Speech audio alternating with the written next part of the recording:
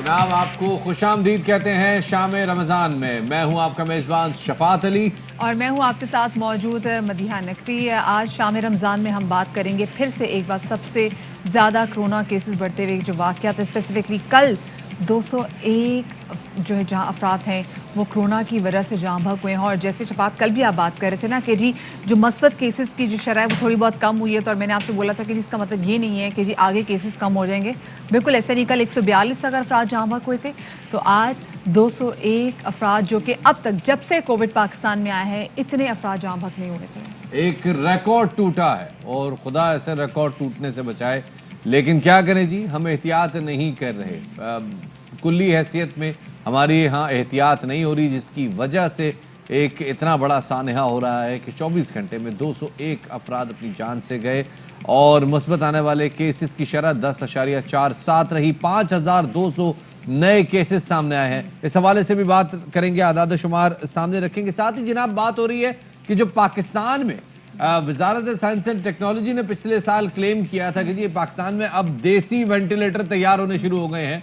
मौजूदा वजीर science and technology Shibli Faraz का दावा है कि वो कारआमद नहीं है। इस दावे की भी जरा सच्चाई जानेंगे। बिल्कुल जी, क्योंकि उमूमी तौर पे जो वेंटिलेटर्स होते हैं उनके जो फीचर्स होते हैं वो 16 से ज़ायद होते हैं, लेकिन पाकिस्तान में जो वेंटिलेटर्स बन रहे हैं उनमें सिर्फ 4 फीचर्स हैं। शिबली फराज साहब ने तो कह दिया कि जी इतने इफेक्टिव नहीं है, लेकिन दूसरी जानिब फवाद चौधरी साहब ने कहा है कि ऐसा नहीं है, उनको शायद सही तरीके से आगाह नहीं किया गया इस हवाले से। इस हवाले से बात करेंगे, लेकिन सबसे पहले हम नजर डाल लेते हैं अब तक की टॉप स्टोरीज पे।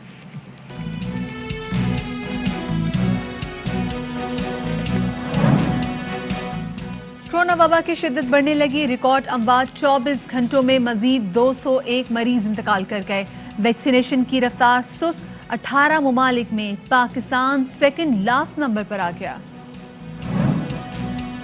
पाकिस्तानी वेंटिलेटर जेरे बहस। क्या वेंटिलेटर्स कारआमद हैं या नहीं? शिबली फराज के बयान ने नया महाज खोल दिया। फवाद चौधरी अपने बयान पर कायम।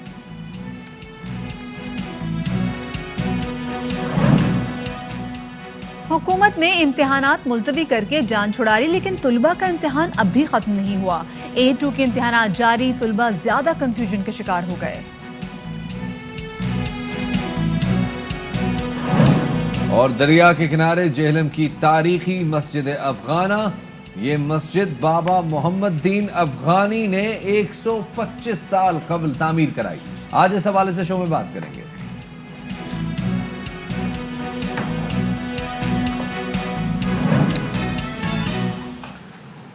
और सबसे पहले हम बात करेंगे मुल्क में कोरोना सिचुएशन के हवाले से। ऐसा लग रहा है कि दिन ब दिन जैसे जैसे केसेस बढ़ते जा रहे हैं, जैसे जैसे अमवात बढ़ती जा रही हैं, सूरत हाल बिल्कुल आउट ऑफ कंट्रोल होती जा रही है, क्योंकि लोग भी एक तरीके से SOPs पे अमल दरामद नहीं कर रहे। 201 अमवात हुई हैं गुज़िश्ता 24 घंटे में, जो कि अब तक की रिकॉर्ड तोड़ अमवात है और इससे पहले ऐसा नहीं हुआ था। दूसरी जानिब अगर अपनी मेडिकल फैसिलिटेशन के हवाले से बात करें तो वहाँ पर भी लग रहा है कि हम कहीं ना कहीं लैक करें, क्योंकि एक तरफ तो शफात जो 19 ममालिक की जो लिस्ट जारी हुई है उसमें somehow and very unfortunately Pakistan second last number पर है। इसमें आप देखें इंडोनेशिया भी पाकिस्तान से आगे निकल गया है, इसमें बांग्लादेश भी पाकिस्तान से आगे रह गया है, लेकिन समहाउ पाकिस्तान में वैक्सीनेशन का सारा प्रोसेस जो है ना ये सुस्त रवि का शिकार है। वैक्सीनेशन जितने लोगों की हो चुकी है उस हवाले से पाकिस्तान खत्ते में सबसे नीचे है, लेकिन जो रिपोर्ट का आप जिक्र कर रही हैं ये ऑर्डर प्रोक्योरमेंट के हवाले से है। और ऑर्डर प्रोक्योरमेंट जो है वो एक माह पहले ADB की जानिब से कुछ आदाद शुमार जारी किए गए थे, जिसमें यह कहा गया था कि वैक्सीनेशन के हवाले से पाकिस्तान ने अभी तक वैक्सीन प्रोक्योर नहीं की। फाइनली पाकिस्तान ने वैक्सीन ऑर्डर कर दी है। 30 लाख आ चुकी है, 3 करोड़ मजीद आनी है और उसके बाद शायद वैक्सीन के हालात बेहतर हो जाए। लेकिन अवाम का वैक्सीन पर एतमाद कैसे बहाल होगा, इसी हवाले से जनाब एक ताज़ा खबर शामिल करते हैं। बिल्कुल जी, आपको बताते चलें कि वजीर आजम के मुआविन खुसूसी बराए सेहत डॉक्टर फैसल सुल्तान कहते हैं कि अब तक पाकिस्तान में 20 लाख डोजेज लग चुकी हैं। गुज़िश्ता रोज 1 लाख लोगों को कोरोना वैक्सीन लगाई गई। जून 2021 तक पाकिस्तान पहुंचने वाली वैक्सीन की तादाद 1 करोड़ 87 लाख हो जाएगी। पाकिस्तान आने वाली वैक्सीन में से 78% हुकूमत ने खरीदी हैं। अप्रैल में 30 लाख वैक्सीन आई, मई में 67 लाख, जून में 63 लाख वैक्सीन मुतवक्के हैं। वैक्सीन यहाँ पर बड़ी तादाद में मौजूद है, लेकिन शफात मसला यही है कि यहाँ पर हम लोगों को डे 1 से कन्विंस कर रहे हैं لوگ جو ہیں وہ ویکسین نہیں لگوا رہے. لوگوں کا ویکسین پر اعتماد کیسے آئے؟ کیونکہ آپ دیکھ رہے ہیں جناب ویکسین موجود ہے، لوگ ویکسین لگوا نہیں رہے. ابھی تک صرف 2 ملین ویکسین لگائی جا چکی ہیں، جبکہ اگر پڑوسی ممالک میں دیکھا جائے تو صرف بھارت کی اگر مثال لیں وہاں پہ 130 ملین ویکسین لگائی جا چکی ہیں. کہاں 2 ملین، کہاں 130 ملین؟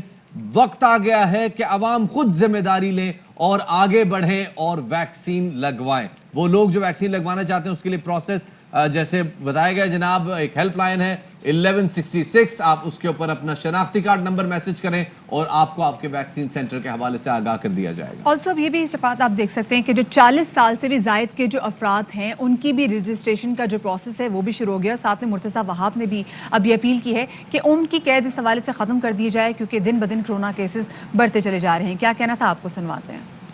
کل کے روز 1,17,000 پاکستانیوں نے ویکسینیٹ کیا. یہ ایک بہت اچھا، میں اسد عمر صاحب نے جب صبح ٹویٹ کیا مجھے بڑی خوشی ہوئی وہ میسج دیکھ کے کہ ایک اچھی پازیٹیو ڈیولپمنٹ ہے کہ 1,17,000 لوگوں نے اپنے آپ کو ویکسینیٹ کیا. لیکن میں وفاقی حکومت کو یہ بتانا چاہوں گا کہ 1,17,000 کا نمبر اس لیے اب آ رہا ہے کہ آپ نے وہ ریسٹرکشنز کو اب ختم کرنا شروع کیا ہے. پہلے 70، پھر 60، پھر 50، اب 40 پہ آپ آ گئے. ہم بار بار کہتے رہیں بحیثیت حکومت بھی اور بحیثیت شہری بھی کہ ایج کی ریسٹرکشنز کو ختم کریں. جو پاکستانی بھی اپنے آپ کو ویکسینیٹ کرانا چاہتا ہے آپ اس کو ویکسین پرووائڈ کریں. ویکسین اویلیبل ہے، لیکن اگر اس عمر کے لوگ کنونس نہیں ہیں، وہ نہیں آنا چاہتے، تو آپ کسی دوسرے پاکستانی کو کیوں ڈپرائیو کرتے ہیں؟ بڑا اچھا اقدام ہے جی. اگر ایسا ہو جائے کہ جو پاکستانی بھی خود کو ویکسینیٹ کروانا چاہتا ہے وہ ایک سینٹر میں واک ان کرے اور وہاں ویکسین کروا لے، کیونکہ ابھی بھی پاکستان کے پاس 1.5 کروڑ ویکسین موجود ہے اور 1.5 کروڑ مزید آنی ہے. یعنی تقریباً 3.5 کروڑ ویکسین ہمارے پاس ہو جائے گی. اس کے بعد میرے خیال میں پاکستان بڑی اچھی پوزیشن میں ہوگا کہ لوگ واک ان کریں، خود کو ویکسین کریں، خاص طور پہ اربن سینٹرز جہاں پہ کورونا کا ہیڈ کوارٹر ہے. یعنی کہ وہ بڑے شہر جیسے کراچی، لاہور، پشاور، اسلام آباد، راولپنڈی، گجرانوالہ، فیصل آباد، یہاں لوگوں کو کروانی چاہیے. اور ابھی تو یہاں ایسا لگ رہا ہے کہ لاہور جو ہے وہ ایک طریقے سے کرونا کا گڑھ بنتا چلا جا رہا ہے. آپ نے دیکھا کہ مردان کو پورے طریقے سے لاک ڈاؤن کر دیا گیا. اب لاہور سمیت 18 اضلاع میں لاک ڈاؤن، مثبت کیسز کی شرح وہاں پر 8% سے زائد ہے. 17 مئی تک لاک ڈاؤن کا نفاذ ہے جس میں شام 6 بجے تک سحری تک پابندی ہوگی. ہفتے اور اتوار اور کاروبار بھی یہاں پہ تعطیل ہوگی. اس حوالے سے مزید تفصیلات جانیں گے. ہمارے نمائندے بابر ہمارے ساتھ موجود ہیں. بابر، کیا اطلاعات آئی ہیں لاہور میں اس حوالے سے؟ بالکل جی، آپ نے صحیح فرمایا کہ اس وقت لاہور سب سے جو کرونا کا گڑھ بن چکا ہے. لاہوریہ اس کو بالکل مذاق سمجھ رہے ہیں. کہیں بھی ایس او پی کی جو نا اس کی خلاف ورزی ہر جگہ دیکھنے میں آ رہی ہے. دھجیاں اڑا دی گئی ہیں. انتظامیہ ہو، پولیس ہو، آرمی ہو، کوئی بھی کنٹرول کرنے میں کامیاب نہیں ہو پا رہا. جتنے بھی بازار ہیں، اچھرا بازار، اس کے علاوہ جو کریم بلاک مارکیٹ ہے، جو اس کے دیگر جو مارکیٹ ہے، بھگوان پورہ بازار، تمام اس وقت کھچا کھچ بھرے ہوئے ہیں. ماسک تو لوگوں نے پہن لیا، لیکن وہ سمجھتے ہیں کہ ماسک پہن کر کرونا سے بچا جا سکتا ہے، لیکن سماجی فاصلے کا کوئی خیال نہیں رکھا جا رہا. دکاندار ہوں یا جو گاہک ہو، کسٹمر ہو، نہ کہ سینیٹائزر استعمال کر رہا ہے، نہ سماجی فاصلے کا خیال رکھا جا رہا ہے. پولیس جو ہے، پولیس آتی ہے اور پولیس کا متعلق یہ بھی سننے میں آ رہا ہے کہ پولیس مبینہ طور پر ان سے بتا لیتی ہے، جس کے بعد پولیس چلی جاتی ہے. کوئی پولیس والا نظر نہیں مارکیٹوں میں آ رہا. صرف ان کا کام ہے کہ دکانیں بند کروانا 6 بجے. کیا 6 بجے کے بعد کرونا آتا ہے؟ اس سے پہلے کرونا نہیں آتا مارکیٹوں میں. ان کا یہی خیال ہے کہ شاید 6 بجے کے بعد جب مارکیٹیں بند ہو جائیں گی اس وقت کرونا باہر سیر کرنے کے لیے نکلے گا. ابھی کرونا نہیں آ رہا. اب میں آپ کو بتا سکتا ہوں کہ یہ اچھرا مارکیٹ ہے. میرا اگر کیمرہ مین دکھائے تو تل دھرنے کی یہاں پر جگہ نہیں ہے. خواتین کا بے پناہ یہاں پر رش نظر آ رہا ہے. جو بھی مارکیٹوں، اچھرا کے علاوہ جو بھی مارکیٹیں ہیں، تمام کی صورتحال یہی ہے. صرف ماسک جو ہے 90% افراد نے ماسک تو پہن لیا ہے، لیکن باقی سماجی فاصلے کا خیال بھی نہیں رکھا جا رہا اور بھی کوئی ایسا خیال نہیں رکھا جا رہا. تمام ایس او پی کی دھجیاں اڑائی جا رہی ہیں اور پولیس یہی کہتی ہے کہ جی ہم سخت کارروائی کریں گے. پولیس نے اب تک جب سے 1 اپریل سے جو 1047 مقدمات درج کیے ہیں. آج پولیس نے 287 مقدمات درج کیے ہیں، جس میں ماسک نہ پہننا اور دیگر جو وائلیشن کی گئی ہے اس کے حوالے سے. मुकदमा दर्ज करना कोई ये कोरोना को कंट्रोल करने का बिल्कुल तरीका नहीं है। बहुत किया शुक्रिया जाए बाबर खान, ये जो तफसीलात आप बता रहे हैं, अफसोस है हुकूमत डंडा लेके हर बंदे को मास्क नहीं पहना सकती, और अगर डंडे से मास्क पहनाया जाएगा तो वो मास्क नाक से नीचे ही रहेगा। लोगों को खुद एहसास करना चाहिए जी, खुद एहसास करें और खुद अपने मुंह को ढांप कर रखें ताकि आप अपने इर्द गिर्द कोरोना ना फैलाएं और ना कोरोना के असरात अपने अंदर ले सकें। बिल्कुल जी, और इससे पहले हम ज़रा बात करें तो वैक्सीनेशन के प्रोसेस के हवाले से, इसी वाले से बात करने के लिए हमारे साथ मौजूद हैं डॉक्टर नौशीन हामिद, उनको शामिल गुफ्तगू करेंगे। डॉक्टर साहिबा बहुत शुक्रिया, आपने शाम रमज़ान को वक्त दिया। सबसे पहले तो डॉक्टर साहिबा हम आपसे बात करना चाहेंगे, ADB की जो रिपोर्ट जारी हुई है इस पर ज़रा हम तफसीली आपसे गुफ्तगू करना चाहेंगे। ये क्या ऐसी वजह है, हम क्यों अभी तक अपने लोगों को कन्विंस नहीं कर पाए कि वो वैक्सीन लगवाएं जब हमारे पास बड़ी तादाद में वैक्सीन ऑलरेडी मौजूद है? जी देखिए, हमारा मुल्क वो मुल्क है कि जब पूरी दुनिया पोलियो का है, और सिर्फ 2 ममालिक इस वक्त ऐसे हैं जहाँ पे पोलियो मौजूद है, और वो पाकिस्तान और अफगानिस्तान है। और ये पोलियो का खात्मा भी वैक्सीन के थ्रू ही हुआ है। तो मैं समझती हूँ कि हमारी कौम की साइकी जो है उसको बड़ा ही मुश्किल है कि उनको, वो अभी तक कोरोना के वजूद को ही नहीं तस्लीम कर रहे। आप अगर जाके पूछें इस वक्त बाहर, तो मेजॉरिटी लोग जो सड़कों पे हैं वो आपको यही कहेंगे कि जी कोरोना कोई चीज ही नहीं है और हम इसको कुछ भी नहीं समझते। तो ऐसी कौम जो कि इतनी सीरियस वबा जिसने पूरी दुनिया को अपनी लपेट में लिया हुआ है, और अब जिस तरह से हम अपने हॉस्पिटल्स का हाल देख रहे हैं और जिस तरह से डेथ रेट बढ़ रहा है, तो इसलिए ऐसी कौम को लिए फिर अब मैं क्या कह सकती हूँ।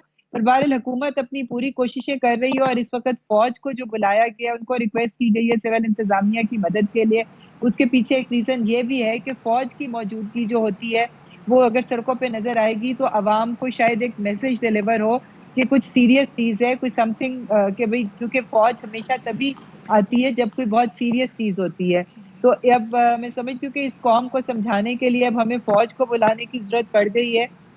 तो अब अफसोस की इंशाल्लाह बात है जी, ताला बिल्कुल। सख्तियां शुरू अगर होंगी। लोगों को तो डंडे के कोशिश जोर पे मास्क पहनाने जाएंगे तो लोग शायद वक्ती तौर पे ही लेंगे, लेकिन लोग वो एक रिजेंटमेंट की फीलिंग, एक गिले की फीलिंग रखते हैं, और ये बिल्कुल सही बात है। जो मास्क पहनाने की कार्रवाई है ये भी अक्रॉस द बोर्ड होनी चाहिए ताकि किसी एक को ये ना लगे कि उसके साथ जुल्म हो रहा है। सवाल यहाँ पे वैक्सीनेशन के हवाले से जरा बात करते हैं। वैक्सीनेशन के हवाले से अभी फैसल सुल्तान साहब का बयान आया कि जी वैक्सीन पड़ी हुई है लेकिन 2 मिलियन लगी, 1.5 करोड़ वैक्सीन पड़ी हुई है, सिर्फ 2 मिलियन लगी है।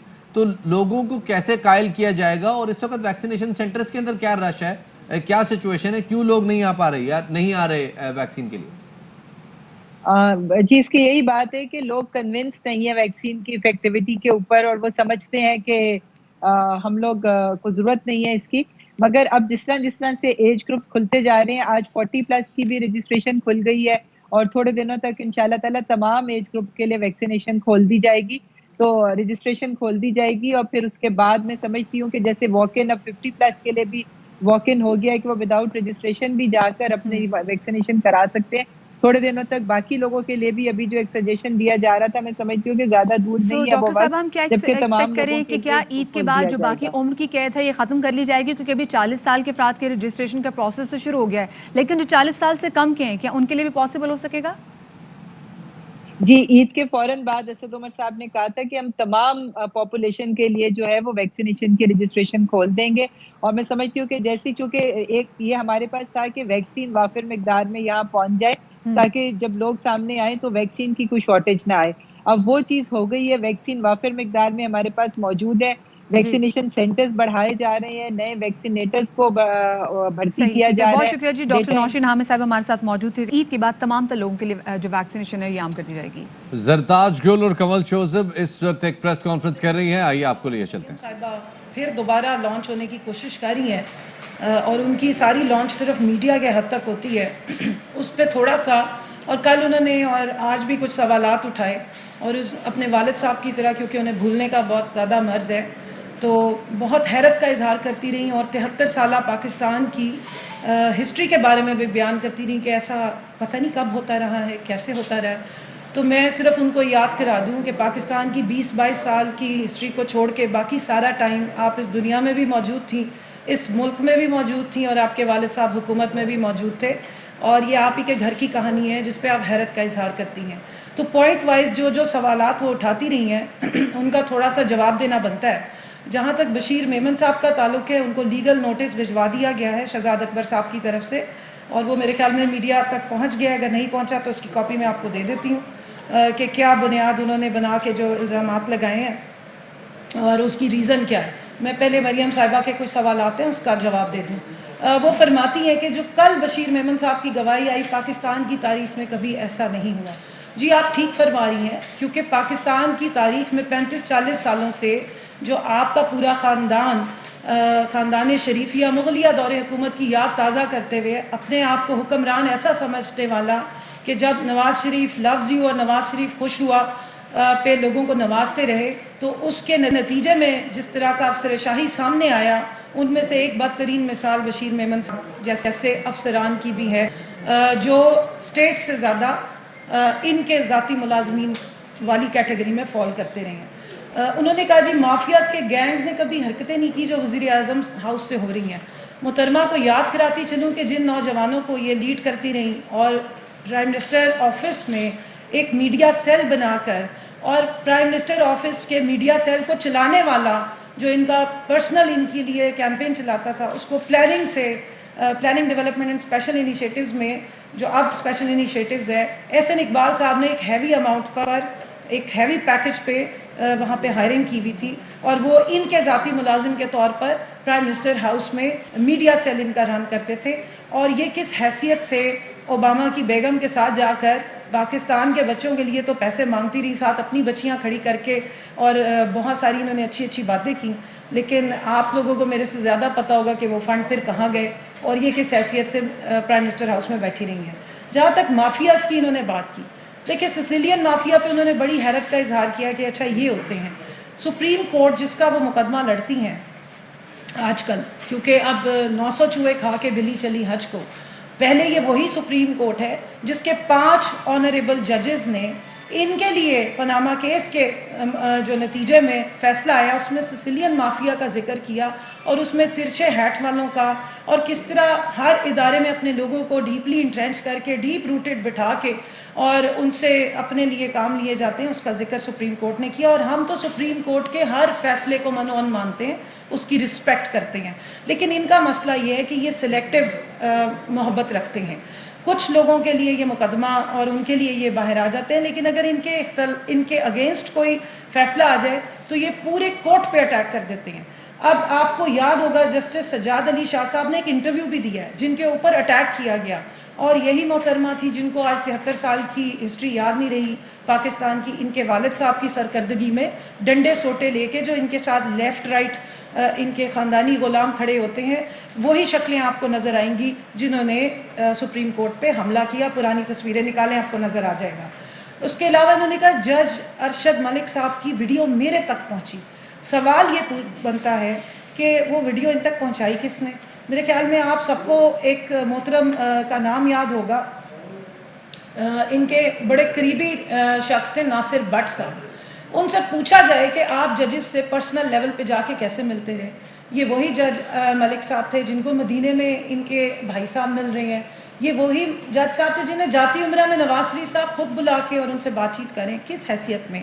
اور جیسے انہوں نے بیان کیا وہ آڈیو ہم سب کو یاد ہے جس میں چھوٹے میاں صاحب بڑے میاں صاحب کا پیغام جسٹس قیوم صاحب کو بیان فرما رہے ہیں, ان کی فرمائش پیش کر رہے ہیں کہ کم از کم جی 10 سال دا تے ہونی چاہیے. تو انہوں نے کہا نہیں کم سے کم 7 سال کی ہم کر سکتے ہیں. کس کے بارے میں وہ بیان دے رہے تھے جو قید کرنی تھی؟ وہ بے نظیر صاحبہ اور زرداری صاحب تھے جن کو انہوں نے کچھ عرصہ پہلے بقول ان کے اپنا سیاسی ابو بنایا. تو اگر کیسز بنانے ہوں اور کیسز ناجائز کیسز میں قید میں رکھنا ہو تو اس کی اگر کوئی روشن مثالیں آپ نے دیکھنی ہے سیاسی آپ وکٹمائزیشن کی, تو وہ آپ کو نظر آئیں گی نون لیگ کے دور میں جب نیب کے چیئرمین سیف الرحمان صاحب تھے, اور 11 سال کے جو کیسز کا رونا پیپلز پارٹی روتی ہے اس کو ذرا چیک کریں کہ وہ بنانے والے کون تھے. وہ انہی کے والد صاحب تھے, انہی کے چچا جان تھے, اور ظاہر ہے کہ اس کی الٹیمیٹلی اسی میں ان کی جو ہے یہ پالی پوسی گئی ہیں. انہوں نے کہا جی کہ دنیا میں آپ کی فلائٹس اور پاسپورٹس پر پابندی لگ رہی ہے. مجھے حیرت ہو رہی ہے ان کو کوئی اسٹیٹسٹکس جو لکھ کے دیتا ہے وہ غلط ہوتے ہیں. میں یاد کراتی چلوں ان کے والد صاحب کے دور حکومت میں پاکستان کا ایک طیارہ جرمنی چلا گیا, پاکستان انٹرنیشنل ایئر لائن کا, اور وہ سوئے رہ گئے, کسی کو ہوش ہی نہیں تھا. یہی پاکستان انٹرنیشنل ایئر لائن تھی جس پہ ولیمے اور بارات کی پوری ان کے خاندان کی سواریاں جایا کرتی تھیں میرے اور آپ کے ٹیکس پیئر کے پیسوں سے. یہی پاکستان انٹرنیشنل ایئر لائن کے چارٹرڈ طیارے تھے جو لندن جایا کرتے تھے, اور کیونکہ لندن کا ان کا جو گھر تھا وہ کیمپ آفس ڈکلیئر تھا, تو پوری کابینہ کی میٹنگ ہی لندن میں ہوتی تھی. اور وہ شاید آپ سب بھائیوں کو یاد ہوگی کہ اس میں پاکستان انٹرنیشنل ایئر لائن کے طیارے پہ لے جایا گیا تھا جب نواز شریف صاحب بالوں کے سرجن سے ہارٹ کی سرجری کرانے گئے ہوئے تھے. تو یہ اس زمانے کی بات ہے. اور یہ اب تو پاکستان انٹرنیشنل ایئر لائن جو ہے اس نے ریوائیو کر لی. ان کے دور حکومت میں تو جو فلیٹ کتنا 250 کا تھا وہ کتنا رہ گیا. تو اب یہ ساری باتیں کر کے میں ان کو صرف یاد دہانی کرانا چاہ رہی ہوں محترمہ کو کہ اتنی معصومیت جو یہ شو کر رہی ہوتی ہیں, اس میں فرماتی ہیں کہ پیپلز پارٹی اگر استعفے دے دیتی تو شاید حکومت گر جاتی. تو ان کی ایک دن ایک زبان ہوتی ہے, دوسرے دن دوسری زبان ہوتی ہے. کبھی یہ سیاسی انجینئرنگ کے لیے حسرتیں بھرتی ہیں, کبھی یہ کسی کا کنڈا تلاش کرتی ہیں. جس طرح زرتاج صاحبہ نے فرمایا کہ اب آپ انتظار کریں, اور 5 سال بعد جس وقت پاکستان تحریک انصاف کی حکومت 2/3 میجورٹی کے ساتھ انشاءاللہ واپس آئے گی اپنی کارکردگی کی وجہ سے, تو پھر ہم آپ سے مزید بات کریں گے اور مزید اداروں میں جو بہتری آ سکتی ہے وہ بھی کریں گے. میں صرف جس طرح بشیر میمن صاحب نے باتیں کی ہیں, اگر کسی بیوروکریٹ کی باتوں کی اہمیت ہے تو میں آپ سب کے ساتھ ریکارڈ پہ لانا چاہتی ہوں جو پاکستان کی طرف سے انڈین ہائی کمشنر لگائے گئے تھے جناب عبد الباسط صاحب کے بیانات کو بہت سیریس لیجئے, جس میں انہوں نے بتایا کہ کشمیر کی پالیسی میں اسٹیٹ کی یہ بات تھی کہ حریت کے لیڈرز کے ساتھ ہم نے چلنا ہے, جبکہ نواز شریف صاحب اس کے اپوزٹ مودی صاحب کے ساتھ چلتے تھے. جس میں انہوں نے کہا کہ پٹھان کوٹ کا واقعہ جو ہوا تھا اس میں غلط FIRیں اپنے گجرانوالہ کے لوگوں پہ کٹائی گئی. جس میں انہوں نے بیان فرمایا کہ سلمان شہباز صاحب مہینے میں 1 دفعہ ضرور فون کر کے اور مختلف جو ویزاز ہیں وہ کہا کرتے تھے کہ ان کو لوگوں کو, ہندوستانی لوگوں کو دے دو. جس میں انہوں نے بتایا کہ ان کے کاروباری انٹرسٹ تھے انڈیا میں. جس میں انہوں نے بتایا کہ 2 ایسے ویزاز بھی دیے گئے جو بہت اسپیشل تھے اور بغیر کسی پوچھ پرتیت کے دیے گئے. جس میں انہوں نے بتایا کہ محترم نواز شریف صاحب سجن جندال کو چاہتے تھے کہ وہ بلوچستان میں کول مائننگ میں انویسٹمنٹ کریں. اور جس میں انہوں نے بتایا کہ کلبھوشن یادو کے کیس کو جس طریقے سے ڈیل کیا گیا, جس سے وہ ایگری نہیں کرتے تھے, جس سے اسٹیٹ ایگری نہیں کرتے تھے, تو ان کو محترمہ کو یاد دلانا چاہتی ہوں کہ prime minister house, prime minister office state کے خلاف تخریب کاریاں اور جو سازشیں اس کے لیے آپ کے والد محترم کے دور میں سب سے زیادہ استعمال ہوا, اور سب سے زیادہ اس میں اگر کسی نے رول پلے کیا تو میں یاد دہانی کے لیے ریکارڈ پہ لا رہی ہوں ڈان لیکس, جس میں یہ بھی شامل تھیں. تو آج کا پاکستان جو پرائم منسٹر ہاؤس ہے یا آفس ہے, وہ غریب عوام, وہ کامیاب جوان پروگرام, وہ احساس پروگرام, وہ صحت کارڈ, وہ کسان کارڈ, وہ کنسٹرکشن انڈسٹری کا ریوائیول, وہ ہاؤسنگ فائنینس کس طرح ہونی ہے, غریبوں کے لیے مکان کیسے بننے ہیں, غریبوں کے لیے کس طریقے سے ان کو اوپر لایا جائے گا, ان کاموں کے لیے استعمال ہوتا ہے. پاکستان کی عوام کے خلاف جو مافیا ہے اس کے اگینسٹ ہی استعمال ہوگا, لیکن پاکستان کی عوام کے لیے پرائم منسٹر آفس جو ہے وہ استعمال ہوتا ہے. تو آپ حوصلہ رکھیں انشاءاللہ. اور یہ جو فیکٹس ہیں عبد الباسط صاحب کی بورڈ ہے اس پہ میں سمجھتی ہوں کہ عدلیہ کو بھی نوٹس لینا چاہیے. اس حساب سے تو آرٹیکل 6 بنتا ہے جو انہوں نے ریزرویشنز اٹھائی تھیں. چوبر صاحب سے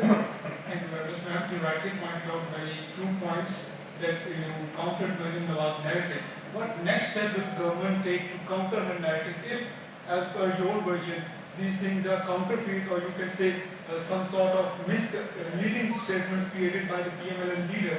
Will you hold her accountable in the apex court? Get her trial there?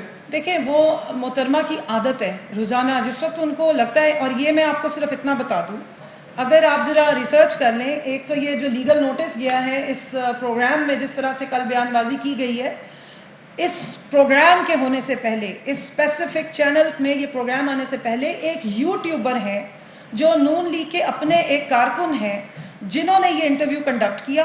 آپ چلے جائیں محترمہ کی ٹائم لائن پہ, وہاں پر یہ ری ٹویٹ ہوئے ہوئے. یہ سارا انٹرویو پہلے انہوں نے کیا یوٹیوبر نے, اور اس کے بعد پھر یہ پروگرام کیا گیا. تو اس سے آپ کو اندازہ ہو جائے گا کہ یہ پلانٹڈ پروگرامز کیے جاتے ہیں اور اٹینشن ڈائیورٹ کرنے کا طریقہ کار ہوتا ہے. پاکستان تحریک انصاف کی حکومت نے سوائے لا اور رول آف لا کے کوئی ایسا کام نہیں کیا کہ ہمیں پریشانی ہو. محترمہ کا نیریٹو میٹر نہیں کرتا ہے. ہم صرف اس لیے یہاں حاضر ہوئے ہیں کہ آپ کو ریالٹیز بتا دیں, عوام کو یاد کرا دیں کہ یہ جو بیانات دے رہی ہیں ان کو ہم بھولنے نہیں دیں گے کہ ان کی کیا ماضی کی ہسٹری ہے, اور 73 سال کی جو یہ اپنی مرضی کی ہسٹری بتاتی ہیں جس میں صرف وائٹو یا بلینکو پھری ہوئی ہے, اس میں جو ان کے کارنامے اور ان کے والد صاحب کے مومن یاد کراتے رہیں. اور دوسرا یہ کہ ابھی تو انہوں نے خود اپنے جواب دینے ہیں کہ لاہور کے اندر 3 معززات پہ 1480 کنال جو زمین ہے وہ ان کے پاس, مریم نواز کے پاس کہاں سے آئی, اس کی منی ٹریل کیا ہے. پھر جو ان سے نیب کی کورٹ سوال کرتی ہے تب تو وہ پتھراؤ شروع کر دیتی ہیں, چاہے العزیزیہ ریفرنس ہو, چاہے چودھری شوگر مل ہو, سب کے بینیفیشری آرڈر, چاہے وہ لندن کے فلیٹس, اس کی سب کی تو مریم نواز ہیں. اگر اٹھتے بیٹھتے ایک سرٹیفائیڈ جھوٹی خاتون. اسلام آباد میں پاکستان تحریک انصاف کے رہنما زرتاج گل اور کمل شوزر میڈیا سے گفتگو کر رہی تھی. چھوٹی سی بریک کے بعد ملتے ہیں آپ سے.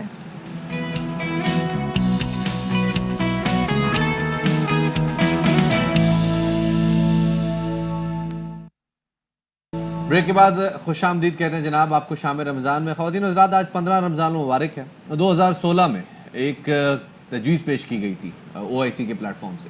اس میں یہ کہا گیا تھا جناب کہ 15 رمضان کو عالمی یوم یتامہ, international day for orphans declare کر دیا جائے. بڑی زبردست تجویز تھی. یہ ترکی کی جماعت کی جانب سے یہ تجویز پیش کی گئی تھی. اور اب اس وقت صورتحال یہ ہے خواتین و حضرات کہ دنیا بھر میں تقریباً 150 ملین بچے, 15 کروڑ بچے ایسے ہیں جو کہ یتیم ہیں.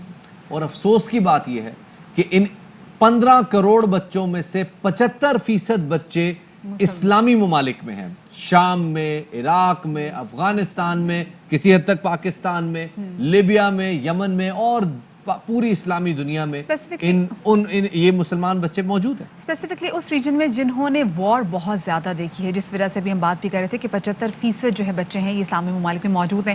پاکستان میں جو یتیم خانے ہیں وہ کس طریقے سے کفالت کے حوالے سے کام کریں, اسی حوالے سے بات کریں گے. ہمارے ساتھ صدر الخدمت فاؤنڈیشن خالد وقاص صاحب, ان کو شامل گفتگو کریں گے. وقاص صاحب بہت شکریہ آپ کا, آپ نے شام رمضان میں ہمیں وقت دیا.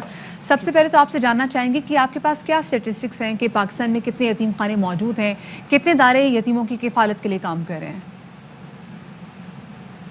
شکریہ جی. جس طرح آپ نے ذکر کیا کہ آج 15 رمضان المبارک ہے اور 15 رمضان کو یتیم بچوں کے عالمی دن کے عنوان سے منایا جا رہا ہے.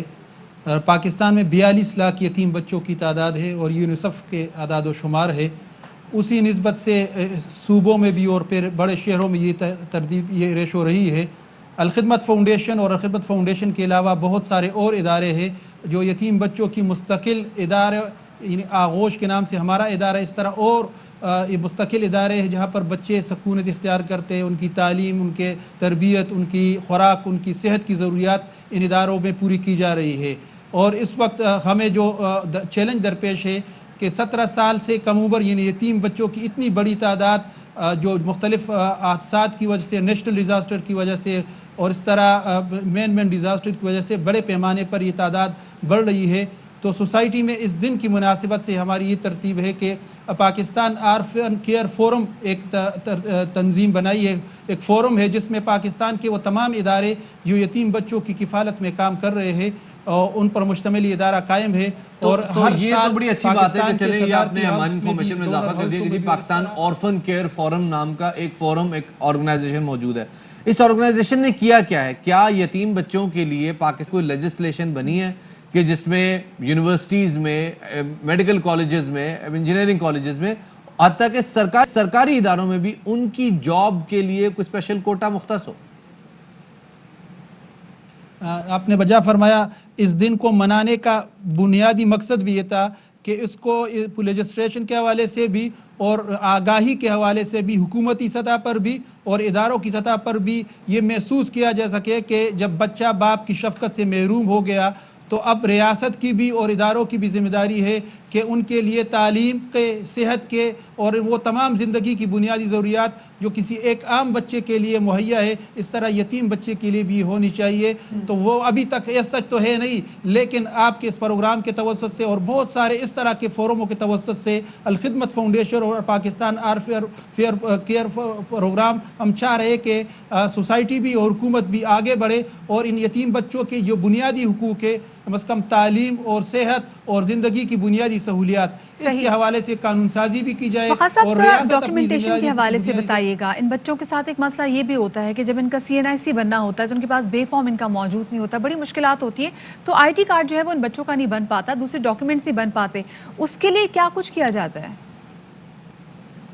अभी तो ये निस्बतन आसान हो गया है। जिस तरह हम अपने इदारों में बच्चों की किफ़ालत का प्रोग्राम बनाते हैं तो उससे में पहले बच्चों की पैदाइश का सर्टिफिकेट, उस तरह बच्चों की बाप का फौतगी का सर्टिफिकेट, डेथ सर्टिफिकेट, ये बुनियादी डॉक्यूमेंट्स है। तो अब तो हर विलेज कौंसिल पर और यूनियन कौंसिल में खुद ये तरतीब बन रही है। लेकिन हम जिस तरह इदारे अलखिदमत जैसे इदारे इसमें फैसिलिटेशन का काम करते हैं, जब बच्चों की किफ़ालत की तरफ जाते हैं तो वहाँ लोकल नीचे विलेज कौंसिल की सतह पर, नाइबरहुड की सतह पर सेक्रेटरी के ज़रिए से और लोकल जो तरतीब है उनके ज़रिए से हमारे रजाकार जाते हैं और उनके ये फॉर्म बे और जो दीगर डॉक्यूमेंटेशन उसकी कर देते हैं। लेकिन इसमें भी काफ़ी गुंजाइश मौजूद है कि जहाँ पर इन बच्चों के लिए आगे फिर आसानी रहे, क्योंकि बहुत सारे बच्चे यहाँ पर ऐसे भी आते हैं जिनके वालिदैन का भी नहीं पता होता, उनके लिए क्या करते हैं? यतीम जो पाकिस्तानी आप कह सकते शनाख्त रखने वाले हैं, उनके वालिदैन के तो शनाख्त कार्ड होते हैं, जाहिर बात है उसी तरतीब से फिर नादरा ने जो सहूलतें दी उससे मुस्तफ़ीद होते। लेकिन घरों में भी लोगों के पास दफातर तक जाने के लिए और ये पूरा डॉक्यूमेंटेशन करने के लिए अफराद नहीं होते।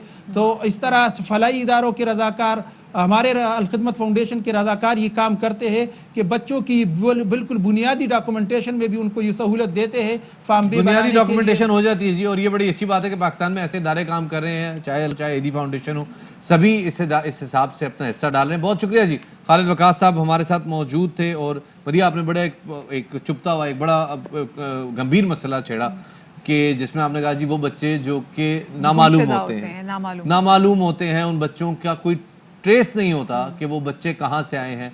वो बच्चे अमूमी तौर पे झूलों में डाल दिए जाते हैं या किसी कचरे के ढेर पे से बचाए जाते हैं, रेस्क्यू किए जाते हैं। तो अच्छी बात है जनाब, इस मुल्क में ऐसे इदारे मौजूद हैं, ऐसे लोग मौजूद हैं जो ऐसे बच्चों को अपना नाम देते हैं, अपनी शनाख्त देते हैं और उसके बाद उनकी डॉक्यूमेंटेशन में आसानी करते हैं। यहाँ पर आगे बढ़े जनाब। बिल्कुल, एक छोटी सी ब्रेक ले रहे हैं, हमारे साथ रहिएगा।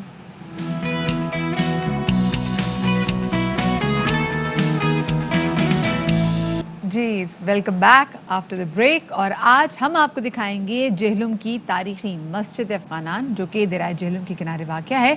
और ये मस्जिद बाबा मोहम्मदीन अफ़गानी ने 125 साल पहले तामीर करवाई थी। तो इसी हवाले से जनाब हमने एक रिपोर्ट तैयार की, आपके साथ शेयर करते हैं।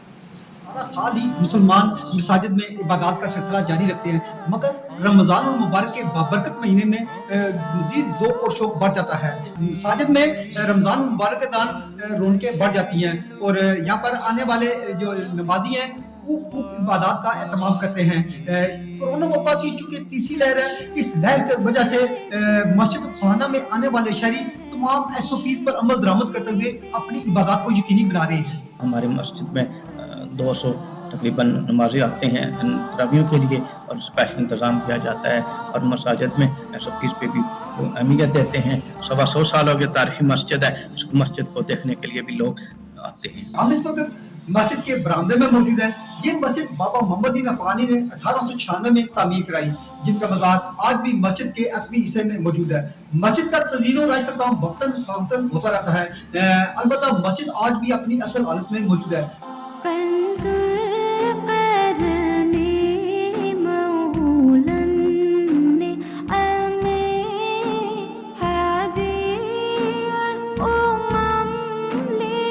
जेहलम की एक बहुत तारीखी मस्जिद है। इसको आज से 125 साल पहले तकरीबन मोहम्मदीन अफ़गानी ने तामीर करवाई।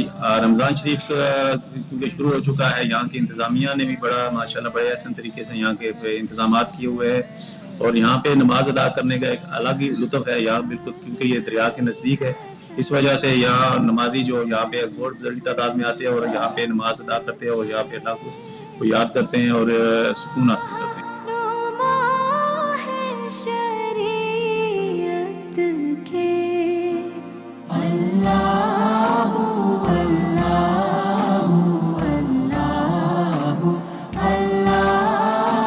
मेरे अकब में आप देख सकते हैं कि ये मस्जिद खाना की सीढ़ी है। कभी दरिया यहाँ से मस्जिद की दीवार से गुजरता था और शहरी इन सीढ़ियों पर बैठ के अपने पाँव पानी में रखते थे और सफर होते थे। इस दफ़ा भी रमज़ान के अंदर जैसे कि आप लोगों ने सुना भी है, देखा भी है نمازی کی بہت بڑی تعداد یہاں پہ تشریف فرما ہوتی ہے، رب کے حضور مسجد ہوتی ہے.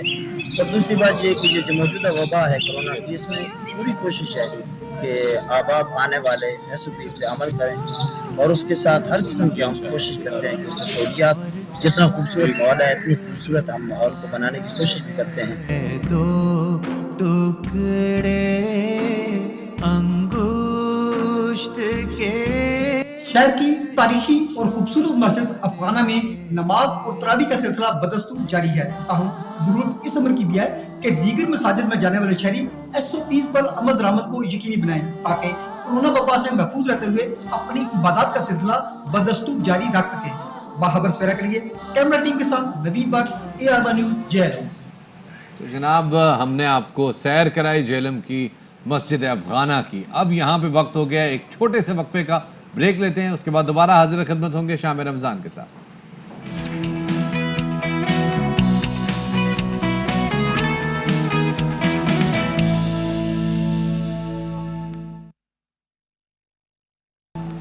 بریک کے بعد خوش آمدید کہتے ہیں آپ کو شام رمضان میں. خواتین و حضرات، مرتضی وہاب نے آج صبح سویرے بات کرتے ہوئے کہا میڈیا سے کہ جناب 18 سال سے اوپر کے ہر بندے کو ویکسین لگنی چاہیے. جو چاہتا ہے کہ وہ اس کو ویکسین لگ جائے، اس کو لگ جانی چاہیے. بڑی اچھی بات ہے، بڑی اچھی سوچ ہے. لیکن یہ سب تو ایک سائڈ پہ چل رہا ہے. اصل معاملہ یہ ہے کہ کل کراچی کے حلقے NA 249 میں ہونے جا رہا ہے انتخابات کا دنگل. بالکل. اور ویسے آپ کو کیا لگ رہا ہے کہ کن کے درمیان جو ہے مقابلہ کانٹے کا ہوگا؟ کیونکہ پاکستان تحریک انصاف میں مفتاح اسماعیل صاحب کو بھی ہم دیکھ رہے ہیں کہ کافی بڑھ چڑھ کے، قادر خان مندوخیل صاحب بھی، وہ بھی جو کہ پاکستان پیپلز پارٹی کے کینڈیڈیٹ ہیں، وہ بھی بڑا بڑھ چڑھ کے حصہ لے رہے ہیں. مدیحہ الحمدللہ میری ہر پیش گوئی انتخابات کے حوالے سے تو بالکل سپاٹ آن رہی ہے. اور کل بھی مجھے لگتا ہے کہ مسلم لیگ نون، PTI، پیپلز پارٹی اور PSP میں سے کوئی ایک جماعت جیت جائے گی. I am so sure about it. چلو جی، یہ تو میں کل پتہ چلے گا کہ کل 249 کے حلقے میں کون جیتا ہے. کل انشاءاللہ یہ جو میری، یا اس پہ آپ 200 کھرب کی شرط لگانا. I don't mind. ریپیٹ کر دیں شباب. مسلم لیگ نون، PSP، تحریک انصاف اور پیپلز پارٹی میں سے کوئی ایک جماعت جیت جائے گی کل. Thank you. واو کیا بات ہے. مانتی ہے نا. تو ٹاپ سٹوریز دیکھتے ہیں.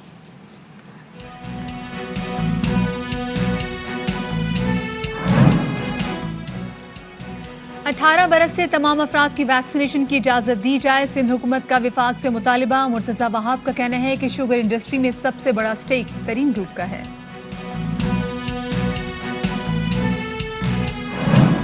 ملازمین کو پینشن نہیں دیں گے تو کابینہ کو بھی تنخواہ نہیں ملے گی. سندھ ہائی کورٹ کا فیصلہ. وزیر اعلیٰ سندھ سمیت پوری کابینہ کی تنخواہ بند کرنے کا حکم دے دیا. Chief secretary Sindh, secretary agriculture اور سیکرٹری فائنانس کی تنخواہ بھی بند ہوگی. NA 249 کراچی میں ضمنی انتخاب کا میدان کل لگے گا. الیکشن کمیشن نے government college of technology site میں سینٹر قائم. انتخابی سامان کی ترسیل جاری. انتخابی میٹیریل رینجز اور پولیس کی نگرانی میں پریزائڈنگ افسران کے حوالے کیا جا رہا ہے. اور کرونا کی تیسری لہر نے خراب معاشی صورتحال پیدا کر دی. جاپان نے پاکستان کے ذمہ واجب الادا 370 ملین امریکی ڈالر کا قرضہ ملتوی کر دیا. تو جناب سب سے پہلے یہاں پر ہم ایک عام خبر شیئر کرتے ہیں. جناب وہ ورکرز جو کہ فرنٹ لائن ہیلتھ ورکرز کہلاتے ہیں ان کے حوالے سے بات کی جاتی ہے، لیکن جناب کچھ اور لوگ بھی ہیں جو کہ فرنٹ لائن پر موجود ہیں، اور وہ ہیں جناب ہمارے پولیس کے وہ جانباز سپاہی جو کہ امن قائم رکھنے کے لیے اور امن عامہ کے لیے عوام کے ساتھ انٹریکٹ کر رہے ہیں. تو ان کو ویکسین لگانے کے لیے کراچی پولیس کے اقدامات سامنے آئے ہیں. اسی والے سے مزید تفصیلات جانیں گے. ہمارے نمائندے نذیر شاہ ہمارے ساتھ موجود ہے. جی نذیر.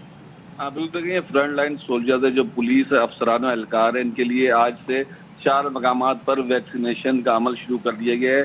MS پولیس اسپتال کراچی مظفر جکرانی سے ہماری بات ہوئی. ان کا کہنا ہے کہ ایڈیشنل جی کراچی غلام نبی میمن کے احکامات پر یہ ویکسینیشن کی جا رہی ہے. جس طرح ایک عام آدمی 1166 پہ اپنے اندراج کراتا ہے، ان کا اندراج ایسے نہیں ہوگا. یہ باقاعدہ پولیس فوکل پرسن کے ذریعے اپنے اندراج کرا کے کسی بھی ان 4 مقامات پر جا کر اپنی ویکسینیشن کرا سکتے ہیں، جن میں ایک گلبرگ کا دفتر ہے، DIG ایسٹ ہے، SSU ہیڈ کوارٹر ہے اور پولیس اسپتال کراچی ہے جہاں پر یہ ویکسینیشن کرائی جا سکتی ہے. اور 40 سال سے 60 سال تک کے جو افسران اہلکار ہیں وہ جا کر اپنی ویکسین لگوا سکتے ہیں. جی صحیح، بہت شکریہ نذیر شاہ آپ کا تفصیلات سے آگاہ کرنے کے لیے. اور یہ اچھی بات ہے کہ ہمارے فرنٹ لائن ورکرز کو بھی اب اسپیسیفکلی جن میں ہماری پولیس کا محکمہ بھی آ جاتا ہے ان کو بھی ویکسین لگ رہی ہے کیونکہ امپلیمنٹ کرانے میں بھی ہمارا پولیس کا محکمہ بہت آگے تھا. جی جناب، اب بات کرتے ہیں پڑوسی ملک بھارت کی، جہاں گزشتہ دن بھی 24 گھنٹے کے دوران 3.5 لاکھ سے زائد کیسز رپورٹ ہوئے اور تقریباً 2500 سے زائد لوگ جاں بحق ہوئے. لیکن اس سب کے باوجود بھارتی حکومت کا کیا رویہ ہے؟ بھارتی حکومت کا رویہ یہ ہے جناب کہ دہلی پولیس گرفتاریاں کر رہی ہے ان لوگوں کی کہ جو کووڈ کے حوالے سے سوشل میڈیا پہ میسیجز پھیلا رہے ہیں. یو پی کی گورنمنٹ میں جہاں پہ یوگی صاحب کی حکومت ہے وہاں پہ لوگوں کے خلاف کریک ڈاؤن کیا جا رہا ہے کہ جو یہ کہہ رہے ہیں کہ آکسیجن سپلائی محدود ہے. آکسیجن سپلائی محدود ہونے پہ حکومت پہ تنقید کرنے کی سزا قید ہے. یہ اتر پردیش کے حالات ہیں. اگر اسی طرح بھارت کی باقی ریاستوں کے بھی حالات دیکھیں تو وہ مختلف نہیں ہیں اور اس میں سب سے زیادہ سفر کر رہی ہے بھارتی عوام جو سڑکوں میں، گلیوں میں اور اسپتال کے کوریڈورز پہ بلک کے تڑپ رہی ہے. اور اس میں سب سے بڑا قصور بھارتی میڈیا کا ہے کہ وہ عالمی دنیا سے چھپانے کی کوشش کریے کہ اس وقت بھارت کی حکومت کی ناقص حکمت عملی کی وجہ سے کتنی بڑی تعداد میں لوگ روز بھارت میں مر رہے ہیں. امریکی اخبار واشنگٹن پوسٹ کی رپورٹ کے مطابق مشکل وقت میں بھارتی حکومت کہیں دکھائی نہیں دے رہے. صحت کی ہیلپ لائن سے کسی کو کوئی جواب نہیں مل رہا. لوگ اپنے پیاروں کو بچانے اور آکسیجن کی تلاش میں خود مارے پھر رہے ہیں لیکن کوئی ان کا پرسان حال نہیں ہے. یہ جو رپورٹ واشنگٹن پوسٹ میں شائع ہوئی ہے اس کے مطابق کورونا کی موجودہ لہر کے بعد بھارت کا صحت کا نظام تباہ ہو گیا ہے، بالکل ایکسپوز ہو گیا اور ایک روز میں مزید 3,393 افراد موت کے منہ میں چلے گئے ہیں. یہ ایک بہت بڑا نمبر ہے، بڑا ہولناک نمبر ہے جو دنیا کے سامنے آیا ہے. اور انڈیا ایک یوٹیوبر ہیں جنہوں نے پرسوں ایک ویڈیو پوسٹ کی یوٹیوب پہ جو کچھ دیر بعد ان کو ہٹانی پڑی. انہوں نے 1 گھنٹے تک دلی کے اسپتال کے باہر اپنا کیمرہ رکھا. 1 گھنٹے تک وہ یوٹیوب پہ لائیو جا رہے تھے اور اس 1 گھنٹے کے 60 منٹ میں ہر منٹ میں ایک لاش اس اسپتال میں سے باہر آئی. یہ صورتحال ہے انڈیا کی جہاں ایک ایمبولینس میں 22 لاشیں رکھنے کا منظر ہمارے سامنے آ رہا ہے. جہاں لوگ جو آکسیجن پرووائیڈ نہیں کر سکتے اپنے پیاروں کو وہ اپنے تئیں جو ریسسیٹیشن دے سکتے ہیں وہ اپنی کوشش کر رہے ہیں. ایسا لگ رہا ہے کہ اس وقت 2 بھارت ہیں. ایک بھارت جو کہ غریب کا بھارت ہے، ایک بھارت جو کہ امیر کا بھارت ہے. جو امیر ہے وہ اس سے فائٹ کرنے کے لیے، اس کو ویکسینیشن کے پروسیس کے لیے وہ ملک سے باہر بھی جا رہا ہے، ویکسین لگوا رہا ہے، تمام تر چیزیں اس کے لیے وہاں پر اویلیبل ہیں. لیکن دوسری جانب وہ غریب ہے جس کے پیارے کے لیے کوئی آکسیجن کا نظام ہی ان کے پاس نہیں ہے، کوئی سلنڈر نہیں ہے. وہ اسپتالوں کے باہر آ کے بلک کے رو کے وہاں پر جو مریض ہیں ایریا رگڑ کے مر جاتے ہیں لیکن وہاں پر ان کا پرسان حال کوئی نہیں ہے. اور ایسا لگ رہا ہے کہ یہی پہلے جو حکمت عملی چلتی آ رہی ہے. کمبھ کا میلہ جب ہوا تو ہم نے دیکھا کہ مودی نے شکریہ ادا کیا لوگوں کا، جی آپ نے کمبھ کا میلہ جو ہے وہ اتنا اس کو یادگار بنا دیا، آپ نے اس کو سکسیسفل کر دیا. لیکن اس کے بعد کیا ہوا؟ کتنی بڑی تعداد میں لوگ جو مرے ہیں یہ اب دنیا کے سامنے. بابا رام دیو نام کے ایک شخص ہیں جی جن کو پروموٹ کیا جا رہا ہے بھارتی حکومت کی جانب سے. انہوں نے مہینہ پہلے ایک دوائی بنائی تھی اور اس دوائی کے اوپر پورے بھارتی میڈیا سے انہوں نے سیلیبریٹ کروایا کہ اس کورونل دوائی کو WHO نے سرٹیفائی کر دیا. WHO نے کہا جی ہم نے نہیں کیا اور پورے بھارت میں زبردستی وہ دوائی تقسیم کی گئی اور سیلیبریٹ کیا گیا. ہولی منائی گئی، تہوار منائے گئے، کمبھ کا میلہ سیلیبریٹ کیا گیا جہاں پہلے دن 35 لاکھ لوگوں نے سیلیبریٹ کیا.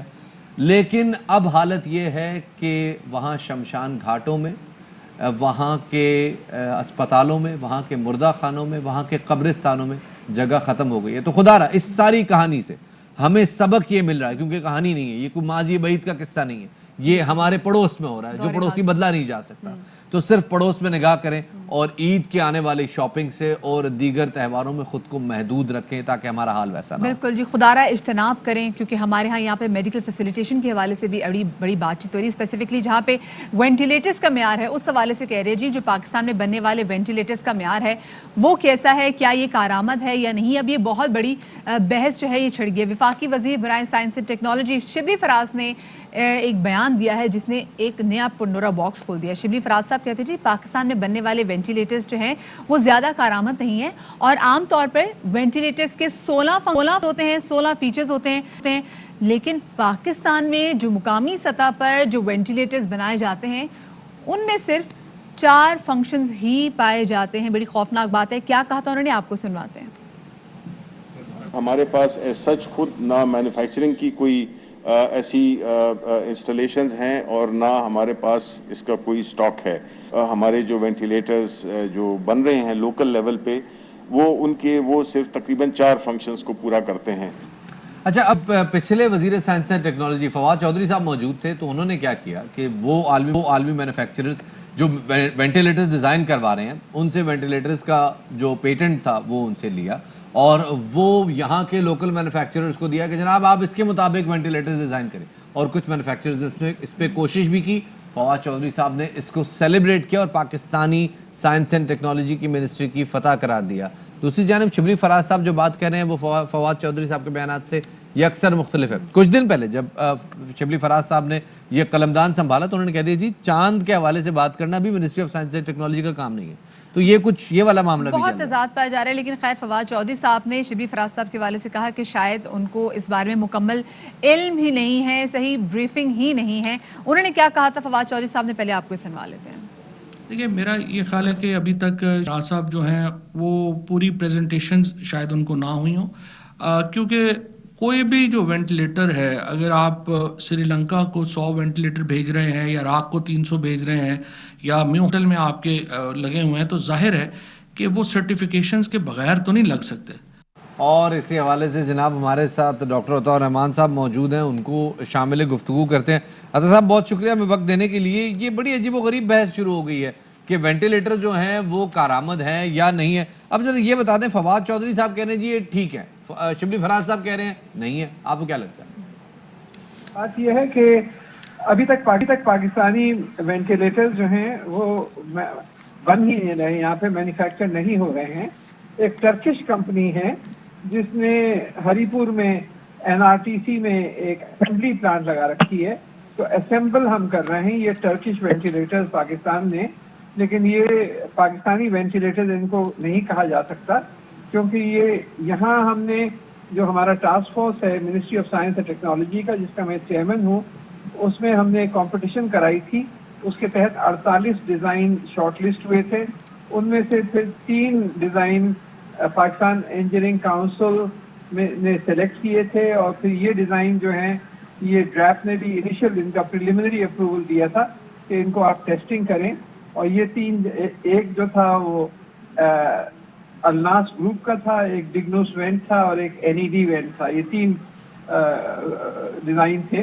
तो अभी ये जो है ये ट्रायल फेज में थे। अभी बेसिक मैन्युफैक्चर पाकिस्तान में कोई वेंटिलेटर नहीं हो रहा। हम सिर्फ एक टर्किश वेंटिलेटर्स हैं जो असेंबल कर रहे हैं। अच्छा, जो आपने कहा कि वैसे वेंटिलेटर यहाँ पे पाकिस्तान में कोई नहीं बन रहा देसी, हम सिर्फ वेंटिलेटर को असेंबल करें, तो जो हम असेंबल भी करें क्या वो आलमी सतह के मेयार पर है, पूरा उतरता है वो? पाकिस्तानी मैन्युफैक्चर्ड वेंटिलेटर्स कोई इस्तेमाल नहीं हो रहा। टर्किश असेंबल जो हैं, जो कि यहाँ पे असेंबल हो रहे हैं पाकिस्तान में, ये इस्तेमाल हो रहे हैं और इनका मायार अच्छा है। लेकिन प्योरली पाकिस्तान के अपने अंदर अपनी कंपनीज के बने हुए कोई वेंटिलेटर्स अभी तक, जहां तक मेरा इल्म है, कोई इस्तेमाल नहीं हो रहा है, क्योंकि अभी तक ड्राफ्ट ने अप्रूवल नहीं दिया। ड्राफ्ट जब अप्रूवल देता है, डॉक्टर साहब ये आप तो बहुत ही अजीब बात बता रहे हैं, बहुत ही अजीब बात बता रहे हैं। आप कह रहे हैं कि जी पाकिस्तान में एक वेंटिलेटर नहीं बना और जो डिजाइन आए थे वो अभी ड्राफ्ट के अप्रूवल का इंतजार कर रहे हैं। दूसरी जानिब शहबाज गिल साहब तो कह रहे थे कि ये वेंटिलेटर्स पाकिस्तान में बन भी रहे हैं, इस्तेमाल भी हो रहे हैं और गालिबन ये भी कहा गया था, if I am not wrong, कि इराक और दूसरे मुल्कों में सप्लाई भी हो रहे हैं। मेरे ख्याल से वो उसी वेंटिलेटर्स, इन्हीं वेंटिलेटर्स को कह रहे होंगे जो कि टर्किश वेंटिलेटर्स हैं, यहाँ पे असेंबल हो रहे हैं। तो अब जैसे यहाँ पे गाड़ियाँ बनती हैं, जापानी सुजुकी है, टोयोटा है, होंडा है, यहाँ पे असेंबल होती हैं और यहाँ से अगर असेंबल होकर एक्सपोर्ट हो तो आप कह सकते हैं, लेकिन एक्चुअली तो वो जापानी है, लोकल कंपनी तो नहीं बना रही। तो ये सब जिन लोगों ने बयान दिए हैं वो अपने अपने हिसाब से सही हैं यहाँ पे, क्योंकि ये अगर यहाँ टर्किश चाहे कंपनी के असेंबल भी हो रहे हो, बन तो पाकिस्तान में ही रहे हैं, तो इस वजह से इसलिए कहा जा सकता है कि ये पाकिस्तानी है। लेकिन मेरे हिसाब से तो जब तक कि हमारी अपनी कंपनियां यहाँ पे बेसिक मैन्युफैक्चर नहीं करेंगी, मैं उनको ट्रूली पाकिस्तानी नहीं समझूंगा। सही है। बहुत शुक्रिया जी, बहुत शुक्रिया डॉक्टर अता रहमान साहब कह रहे हैं, सब सही कह रहे हैं, क्योंकि वेंटिलेटर्स पाकिस्तान में असेंबल भी हुए हैं, कुछ तुर्की से भी आए हैं, कुछ पार्ट्स भी आए हैं, तो वो सब चीजें अपनी अपनी जगह पे दुरुस्त हैं, ठीक है। लेकिन हम नहीं बना रहे, हम नहीं बना रहे। अच्छा चलें जी, कोई बात नहीं। कराची का रुख करते हैं जनाब। यहाँ पे होने वाला है एक इलेक्शन बिल्कुल जी, कल हल्का 249 में इंतखाबात का जो मार्का ये कल सजेगा और तहरीक इंसाफ के फैसल वाडा के इस्तीफे के बाद अब ये नशिस्त जो खाली हुई थी इस पे इंतखाबी दंगल में इस बार तहरीक इंसाफ के अमजद अफरीदी, नून लीग के मिफ्ता इस्माइल, पीएसपी के मुस्तफ़ा कमाल और पाकिस्तान पीपल्स पार्टी के कादर खान मंदोखेल मैदान में यार वोट देने वालों की जानिब से इस हल्के में जो सबसे बड़ा मसला है वो मसला ये पानी का जी। पानी नहीं है। एक साहब से हमारी बात हुई जो इलेक्शन लड़ रहे हैं यहाँ पे, कह रहे हैं भाई झटपट काम शुरू हो गया यहाँ पे, डबा डब जो है यहाँ पे कारपेट डल रहे हैं सड़कों के, कोई जो पैच पिछले 20-20 साल से उन पे कारपेट नहीं डला हुई, नहीं सड़कों की कारपेटिंग नहीं हुई, वहाँ पे रातों रात जो है मशीनें आ रही हैं, धड़ाधड़ हो रहा है, पता नहीं ऐसा हो या नहीं रहा। ये तो जरा मेरा ख्याल में जरा शो खत्म हो जाए तो फिर जरा जाके विजिट करते हैं और बल्कि कल शो ही वहीं से कर लेते हैं मेरा बिल्कुल जी। लेकिन इस वक्त जो सूरत हाल है वो जानते हैं, हमारे नुमाइंदा हिना दीदार जो है ना वो हमारे साथ मौजूद है। हिना ये बताएगा क्या लगता है कि कल के इंतखाबी मैदान में क्या होता हुआ दिखाई दे रहा है आपको? जी बिल्कुल, हल्का 249 के ज़िमनी इंतखाबात कल होने वाले हैं और तकरीबन 276 पोलिंग स्टेशन यहाँ पर कायम किए गए हैं। इंतखाबी सामान जो है वो तरसील किए जा चुके हैं, तमाम पोलिंग स्टेशन में जितने भी इलेक्शन के लिए मटीरियल जो दरकार होते हैं वो उन्हें दिए जा चुके हैं। कल मार्का होगा और पीपल्स पार्टी, पीटीआई, एमकेएम जो बड़ी जमातें हैं उनका ज़बरदस्त मार्का होने वाला है और देखा जाएगा कि यहाँ पर जो पहले फैसल वावडा थे उनके इस्तीफे के बाद ये इलेक्शन किया जा रहा है। लेकिन बात यह है कि यहाँ पर यहाँ के जो शहरी इलाका मकीन है उनका क्या कहना है, क्या मसाइल थे, क्या मसाइल हैं और क्या समझते हैं कि किन मसाइल को फौरी तौर पर हल किए जाना चाहिए और किस जमात से इन्हें उम्मीदें हैं। इलाके के मसाइल तो बहुत ज़्यादा हैं, जिसमें सबसे पहले है पानी का मसला और सड़कों के भी हालात आप देखते हुए जाएं। और इन्होंने वो सड़कें बना दी हैं क्योंकि इलेक्शन आ रहे हैं तो अभी एक सड़क पक्की करवा दी अपने लिए, बाकी पहले जो फैसल वावडा साहब थे उन्होंने भी कोई काम नहीं करवाया। एक ही दफ़ा जब उन्होंने लेना था वोट तब काम हुए और उसके बाद सब गायब। कहूँगी कि हमारे जो एरिया में लाइट का इशू बहुत ज़्यादा हो जाता है। हालांकि आप देख लें कि रमज़ान का है, रमज़ान में लाइट चली जाती है, सहरी अफ्तारी में लाइट ही नहीं होती, सहरी में तो खासकर लाइट ही नहीं होती, अंधेरे में ही हमें सहरी करनी पड़ती है। इन लोगों का कोई निज़ाम नहीं है, जस्ट ये अपने लिए करते हैं जो भी करते हैं। इन लोगों का टाइम आता है, ये लोग अपने लिए सारे काम कर रहे होते हैं। मसाइल क्या है, ना बिजली है, ना पानी है, ना गैस होता है, महंगाई इतनी हो रही है। मैं तो किसी को भी नहीं दूंगी, ना ही किसी से उम्मीद सिवाय अल्लाह के। सिर्फ अल्लाह से उम्मीद है कि जो बेहतर करेगा वो मेरा रब है जो करने वाला है, बाकी हमें किसी से कोई उम्मीद नहीं है। पानी तो बिल्कुल भी नहीं है, महीनों महीनों हो जाते नहीं है। जिनकी फैमिलियाँ बड़ी हैं वो हफ्ते में पानी डलवाते हैं, 4 दिन 5 दिन बाद पानी डलवाते रहते हैं। तो महंगाई के दौर में इंसान अपना घर का खर्चा करना मुश्किल हो जाता है। ये यहाँ पे पानी भी खरीद के पिए, सिलेंडर भी खरीद के चलाएं, तो ये कुछ भी नहीं है, ना यहाँ बत्ती है ना पानी है। ख़वातीन की बातें और उन्होंने मसाइल के हवाले से बताया कि ना बत्ती है, ना पानी है, ना सुकून है, तो सड़कें भी कुछ ख़ास इन्हें बेहतर नज़र नहीं आ रही। अगर हम आम इंतखाबात के बात करें तो पिछली इंतखाबात में फैसल वावडा ने तकरीबन 35,000 से ज़ायद वोट लिए थे, जबकि नून लीग के शहबाज शरीफ ने 34,000 वोट हासिल किए थे। लेकिन अब देखना है कि कल ज़िमनी इंतखाबात में कौन सी जमात फातेह होती है। देखते हैं कौन सी जमात फातेह होती है, क्या पीटीआई का पलड़ा भारी होगा या नून लीग का, या पीएसपी मैदान मारेगी या पीपल्स पार्टी तीर चलाएगी, फैसला होगा कल। हम लेते हैं एक छोटा सा ब्रेक के बाद दोबारा हाजिर होंगे, हमारे साथ रहिएगा।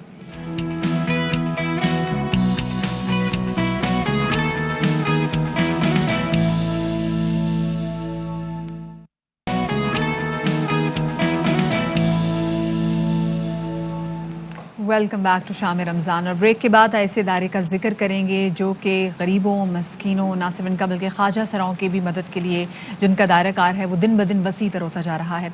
हम बात करें अखुवत फाउंडेशन की, जिसका क़याम 20 साल पहले वजूद में आया था और ये इदारा गुरबत के ख़ात्मे में मदद देने के लिए नादार, कम आमदनी वाले और छोटे कारोबारी अफराद को माइक्रो फाइनेंस प्रोग्राम के तहत बिला सूद कर्जे भी देता है। और अब तक अखुवत फाउंडेशन 12 करोड़ रुपए 4 करोड़ 20 लाख फैमिलीज़ को सूद से पाक कर्जे भी दे चुकी है। तो जनाब कहते हैं ना कि जी अगर आप किसी शख्स को इमदाद देंगे तो वो शायद कुछ अरसे बाद इमदाद का आदी हो जाएगा, लेकिन अगर आप किसी शख्स को कोई हुनर सिखा देंगे, कोई कारोबार खड़ा कर देंगे, तो वो शायद उसका एक साइकिल चल पड़ेगा। उसको एक ही दफ़ा इमदाद की ज़रूरत होगी जिसमें उसने अपना हुनर सीखा है, अपना कारोबार सेट किया है, चाहे वो एक सिलाई मशीन ले और फिर उसके बाद एक कर्जा लेके उसके साथ दूसरी सिलाई मशीन लगाए ताकि उससे आमदनी में इजाफा हो जाए। ये एक साइकिल है। और अखुवत फाउंडेशन, उस इदारे की बात करें जिस इदारे में फर्नीचर नहीं है, लोग ज़मीन पे बैठते हैं ताकि अपनी असलियत से रिश्ता कायम रहे। हमारी बड़ी खुशनसीबी है जनाब इस इदारे के रूए रवा और इस इदारे के सरबराह जनाब अमजद साकिब साहब हमारे साथ मौजूद हैं। डॉक्टर साहब बहुत शुक्रिया हमें वक्त देने के लिए। सर बड़ी एजाज़ की और बड़ी खुशी की बात है हमारे लिए कि आज आप हमारे शो में तशरीफ लाए हैं। सर बताइएगा ये 4 करोड़ 20 लाख खानदानों को सपोर्ट करने का मंसूबा ये कैसे शुरू हुआ और इस सफ़र में क्या क्या कहानियाँ हुई हैं आपके साथ? जी मदीहा और शफात, मैं बड़ा मशकूर हूँ आपके इस खूबसूरत नशिस्त में आपने मुझे आने की दावत दी। तो आज से 20 बरस की कहानी है पहले की कि एक ख़ातून को 10,000 रुपये का कर्ज़ा दिया गया जिसने गुर्बत के सामने हथियार नहीं डाले थे और वो भीख नहीं मांगना चाहती थी। उसने कहा कि जिस तरह आप अपने भाई या बहन को 10-20 हज़ार रुपये देते हैं और उतने ही वापस लेते हैं तो मुझे भी बहन समझ लें। तो यूँ इस कहानी का आगाज़ हुआ। उसने उस 10,000 रुपयों से सिलाई की 2 मशीनें ख़रीदी और फिर 6 महीनों के बाद उसने वापस आकर एक अजीब कहानी सुनाई। उसने कहा कि वो जो 2 मशीनें थीं उनसे मैंने इतने पैसे कमा लिए कि मेरे बच्चों को अच्छा खाना मिलने लग पड़ा। क्या बात। हमें तहफ़्फ़ुज़ का एहसास हुआ। मेरी एक बेटी की शादी भी हो गई। और फिर उसने अपनी दुपट्टे से 10,000 रुपये निकाले और वापस करते हुए कहा कि ये लें पैसे अपने, मैं बस इज़्ज़त से ज़िंदगी गुजारना चाहती थी, मुझे उसका रास्ता नज़र आ गया। फिर उसने ये भी कहा कि भाई आप इस 10,000 रुपये को आप किसी और को दे दीजिए क्योंकि मैं चाहती हूँ कि जिस तरह मेरी ज़िंदगी तब्दील हुई है किसी और की ज़िंदगी भी तब्दील हो जाए। तो वो लम्हा जो था वो एक लम्हा हमें बहुत से राज सिखा गया। इस लम्हे के अंदर एक इनकलाब छुपा हुआ था। तो बस उसके बाद आज 20 बरस गुजर गए। हमने 44 लाख ख़ानदानों को कर्ज़े दे दिए। 140 अरब रुपयों के कर्ज़े हैं पूरे पाकिस्तान में। और ये तो एक मामूली बात है कर्ज़े देना। असल बात यह है कि जिन लोगों ने कर्ज़े लिए उन्होंने 99.9% की शरह से कर्ज़े वापस भी किए। ये बहुत बेहतरीन बात है। वो कर्ज़े दुरुस्त इस्तेमाल हुए। तो ये आप लोग चुनते कैसे डॉक्टर साहब? मतलब ये जो लोग आपके पास आते हैं उनको चुनने का क्राइटेरिया क्या होता है? और साथ में आपका जो मदद का जो ये दायरा कार है ये वसी तर होता चला जा रहा है। सोर्स क्या है आप लोगों का?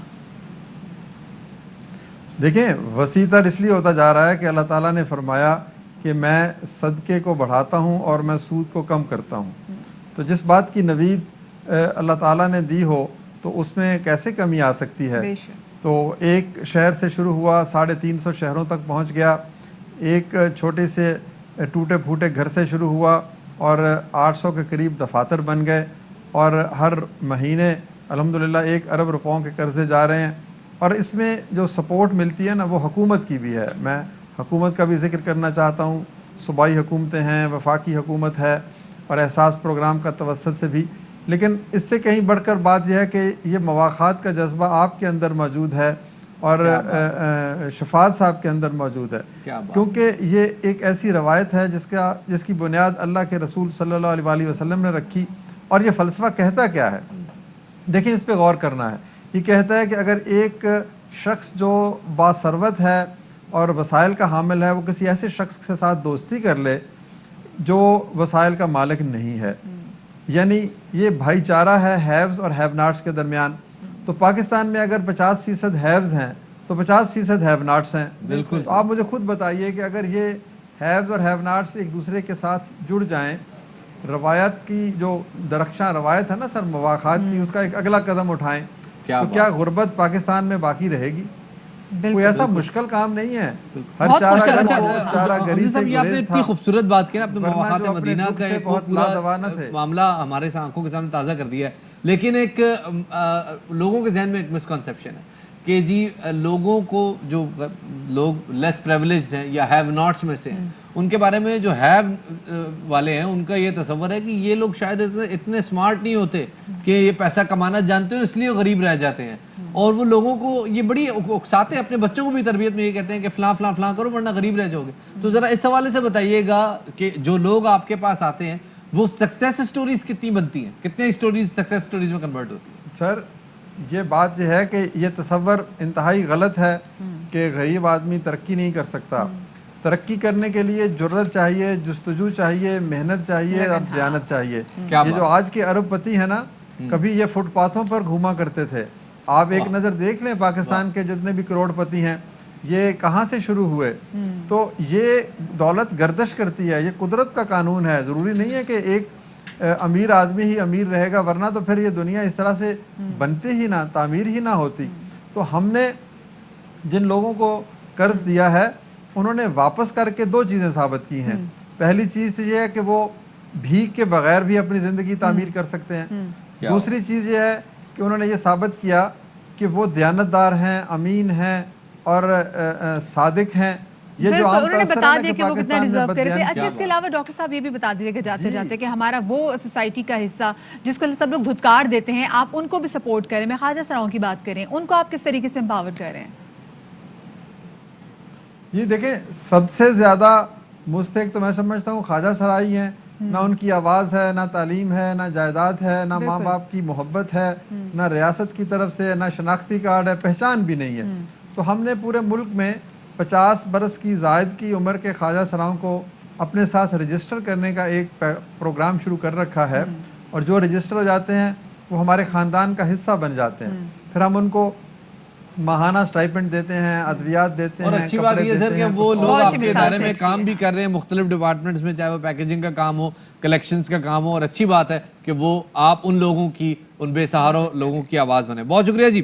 ہمارے ساتھ امجد ثاقب صاحب موجود. ہم بات کر رہے تھے جناب اخوت فاؤنڈیشن پاکستان کی. بالکل جی. اور آگے ذرا بڑھتے ہیں اور آپ کو بتاتے ہیں کہ دیکھیں نا، جیسے جیسے وقت بدلتا جاتا ہے، نیا نیا وقت آتا جاتا ہے، تو جو ٹیکنالوجی ہے وہ بھی جدید ہوتی جاتی ہے.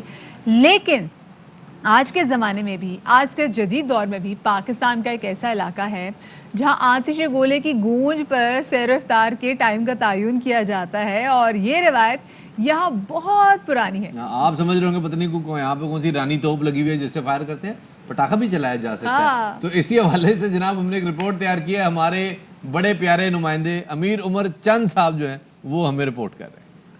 شہر چنیوٹ کے ماہ سیام کو بھی منفرد حیثیت حاصل ہے. قیام پاکستان سے قبل یہاں کے لوگوں کو سحر و افطار کے بارے اطلاع دینے کے لیے شہر کے وسط میں عمر حیات محل کی چھت پر نکارا اور پہاڑی پر آتشی گولہ چلایا جاتا تھا.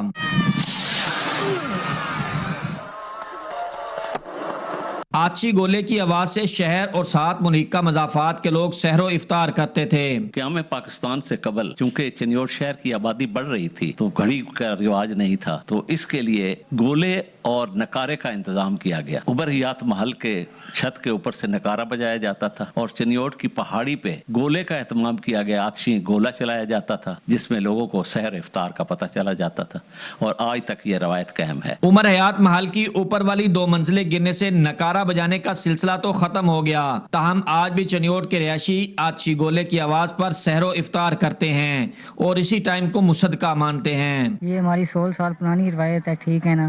یہ ہمارے دادا صاحب کرتے تھے پہلے، اس کے بعد میرے والد صاحب کرتے ہیں، وہ فوت ہو گئے ہیں. اب میرے چاچو اور میں ہم دونوں کرتے ہیں. شہر کے وسط میں موجود پہاڑی پر گرمی ہو یا سردی، بارش ہو یا طوفان، آتشی گولہ چلایا جاتا ہے اور اسی کی آواز پر ہی سحر و افطار کیا جاتا ہے. 21ویں صدی کے اس جدید دور میں گولے کی آواز پر سحر و افطار کر کے چنیوٹی عوام نے اس روایت کو آج بھی زندہ رکھے ہوئے ہے. کیمرہ ٹیم کے ساتھ امیر عمر چمن، ایئر وائی نیوز، چنیوٹ. اور اب آپ کو کام ترین خبر سے آگاہ کرتے چلیں کہ پاکستان ایٹمی توانائی کمیشن کے سائنسدانوں نے پہلا ICU وینٹیلیٹر تیار کر لیا ہے. ڈریپ نے اس کے استعمال اور تیاری کی منظوری بھی دے دی ہے. ایک بہت بڑی خبر ہے جناب کہ اس ڈریپ نے اس وینٹیلیٹر کے استعمال کی تیاری اور منظوری دے دی ہے. لئیک ہمارے نمائندے اس حوالے سے ہمارے ساتھ موجود ہیں. جی لئیک، بتائیے گا کیا تفصیلات ہیں؟ توانائی کمیشن نے قومی توقعات اور ہمیشہ کی طرح پورا اترتے ہوئے کورونا کی وبا کے تناظر میں ملکی وسائل سے تیار کردہ پہلا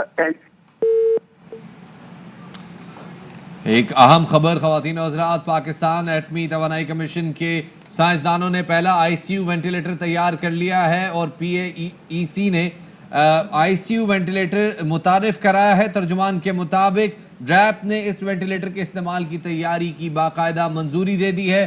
وینٹیلیٹر سائنسدانوں، انجینئرز اور مقامی وسائل سے تیار کیا گیا ہے. یہ ventilator Pakistan innovation and technology centre کے معیارات پر پورا اترتا ہے.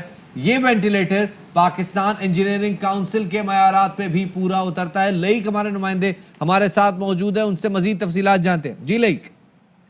जी शफात, पाकिस्तान एटमी तवानाई कमीशन की जानिब से एक बड़ा इकदाम उठाया गया है और मुल्की वसाइल से पहला ICU वेंटिलेटर तैयार कर लिया गया है, जिसे iLive का नाम दिया गया है। तर्जुमान एटमी तवानाई कमीशन शायद रियाद की तरफ से इस बारे में बाज़ाब्ता तौर पर ऐलान किया गया है कि इस वेंटिलेटर के इस्तेमाल और तैयारी की बाकायदा मंजूरी भी दे दी गई है। जो साइंसदानों और इंजीनियर्स ने कौमी वसाइल से तमाम तर मुरवजा जो भी तिबी मेयारात हैं उनके मुताबिक तैयार किया है। पाकिस्तान एटमी तवानाई कमीशन की जो अस्पतालों में डॉक्टर्स ने भी इसके न सिर्फ एक्सेप्ट किया है बल्कि इसका इस्तेमाल शुरू कर दिया गया है। ये ventilator Pakistan invention and technology centre और पाकिस्तान इंजीनियरिंग काउंसिल के मेयार पर भी पूरा उतरता है और जिन्ना अस्पताल लाहौर में भी इसकी जांच की गई है। इसकी जांच के दौरान माहिरीन जो कि तिबी माहिरीन हैं, बायोटेक्नोलॉजी और बायोमेडिकल इंजीनियर्स हैं, उन्होंने इसका मुकम्मल जांच करने के बाद, जांच पड़ताल के बाद इसे कामयाब करार दिया है और एक मुल्की सनत में भी इसका बड़ा एक कदम करार दिया गया है और साथ ही मौजूदा कोरोना की वबा की सूरत हाल में भी ये एक बहुत बड़ी कामयाबी पाकिस्तान ने हासिल की है। बहुत शुक्रिया लईक हमें इस हवाले से तफसीलात से आगाह करने का। तो अब जनाब यहाँ पे ले लेते हैं एक छोटा सा ब्रेक। ब्रेक के बाद दोबारा हाजिर खिदमत होंगे। शाम रमजान जारी है, हमारे साथ रहिएगा।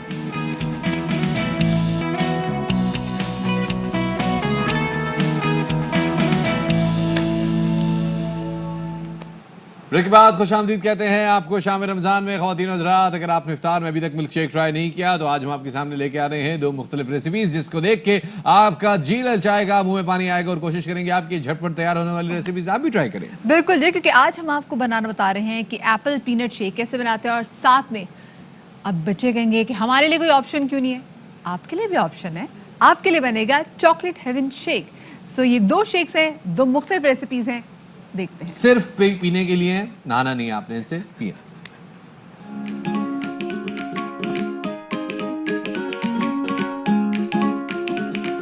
आज की हमारी रेसिपी है apple peanut shake and chocolate heaven shake. Milk 1 कप, पीनट 3 टेबलस्पून, शुगर 1 कप, एप्पल 2 अदद, बर्फ हस्बे जरूरत। इन सबको ब्लेंड कर लें।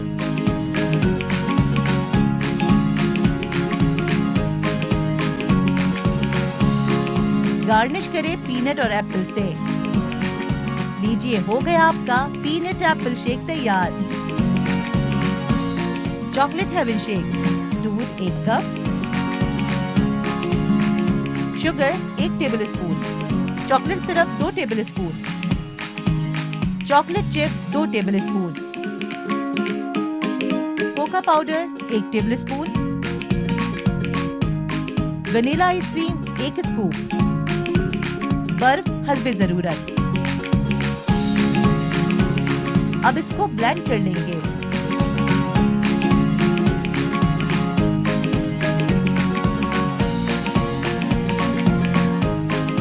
गार्निश करेंगे। लीजिए, हो गया आपका chocolate heaven shake and apple peanut shake तैयार।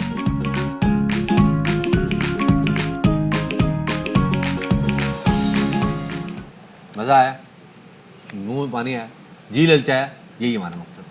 हम अपने मकसद में कामयाब हो गए। और साथ में आपको ये बताना था कि देखें, बाहर मत निकलें। हम यहाँ शाम रमज़ान में बैठ कर ही आपको इतनी अच्छी रेसिपीज़ दे रहे थे कि आपको बाहर जाने की ज़रूरत ही नहीं है। हमने आपको कितने डिफरेंट किस्म की चाट बताई ना, अब आप खुद बताएं। हमने आपको कोल्ड सैंडविच भी बताया, हरियाली चाट भी बताई है, और बच्चों के लिए चॉकलेट हेवन शेक। ये नहीं, हमें अब क्या नहीं दिया आपको। हाँ। कोई और होता हमारे हाथ धो के पीता, लेकिन चले आप तो फिर भी अब नहीं, दूर है तो अपना खैर है, टीवी से ही हो, हमें हमारी बनाई ले और सदके जाएं हमारे। लेकिन कोई बात नहीं, अगर आप कोशिश करें कि ये सारी चीजें करते हुए आप कोरोना से दूर रहें, प्राइमरी चीज ये। तो अल्लाह करे जनाब हमारे मुल्क से कोरोना की बला का जरा खात्मा हो, रिस्ट्रिक्शन हो और हम इस चीज में से निकले। आपसे इंशाल्लाह मुलाकात होगी अब कल। अपना बहुत सारा ख्याल रखिएगा। शाद रही आबाद रही, कोरोना से तो कोसों दूर रही है। अल्लाह हाफिज।